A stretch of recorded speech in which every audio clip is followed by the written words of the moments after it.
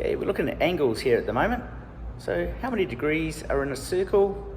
360. As you can see behind me, 360 degrees. And we measure angles by degrees. So for example, here I've got these arms, a bit like the hands of the clock. They move around. So every time they move apart, the angle here becomes greater or bigger until we get to here, which is a 90-degree angle. It's a right angle, and it's often got that little square in there.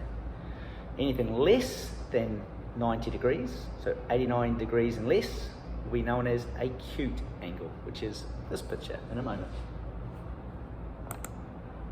So I'll pause it there. 61 degrees. Come this side, smaller, still smaller, until it gets to 90. So the acute angle then becomes what is known as a right angle. Right there, right angle. 90 degrees.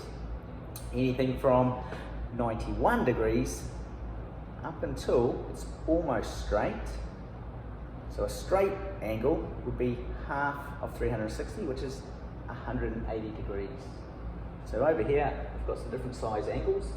180 degrees is a straight angle. It's exactly straight. Be any position, but it's straight. What we're going to next look at is from 90, anything greater than 90 degrees, but smaller or less than 180. That is known as an obtuse angle. So basically 91 degrees to 179. So it could be here, that would be obtuse, obtuse, obtuse, obtuse, obtuse, until we get to the right angle. Anything slight, and it's only this inside interior angle. Exterior would be the outside. Okay, and then just click on that one to show you. 136 degrees, still obtuse. Remember, it can go all the way up to 179. 180 degrees, it becomes a straight angle. The next angle we're looking at is a reflex. Anything greater than 180 degrees, anything greater than 180 degrees, but smaller than 360 degrees. So remember, 360 degrees goes all the way around. Right round.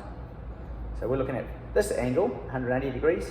That's 180 degrees. That means this side must be 180 degrees. So we're looking at 181 degrees. Becomes a reflex angle, and anything, and this is the big angle now on the exterior, which is the outside. Anything up until we get to a full circle, which is known as a full rotation. So at the moment, it's still not exactly on top of itself. Once it gets there, it's a full rotation. Anything before that is known as the reflex.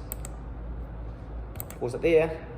And that there is, see how it's got the arc that they're measuring here?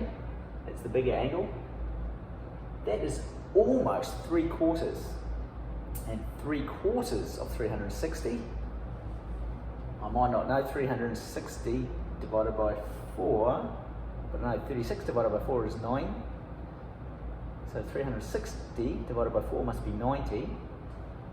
Each quarter of a circle is 90 degrees. So this one is close to 3/4. So it's roughly 270 degrees. It's pretty close, it's only 1 degree out. You can see that must mean this angle here, this angle that there we haven't measured here. How would you work that one out to be if this one is 269? What do you think? Could you do 360 minus 269 will give you this angle? And that should give you 91 degrees, because these two angles combined should total to 360. Let's have a look. I'm going to pause it. Oh, it's still going.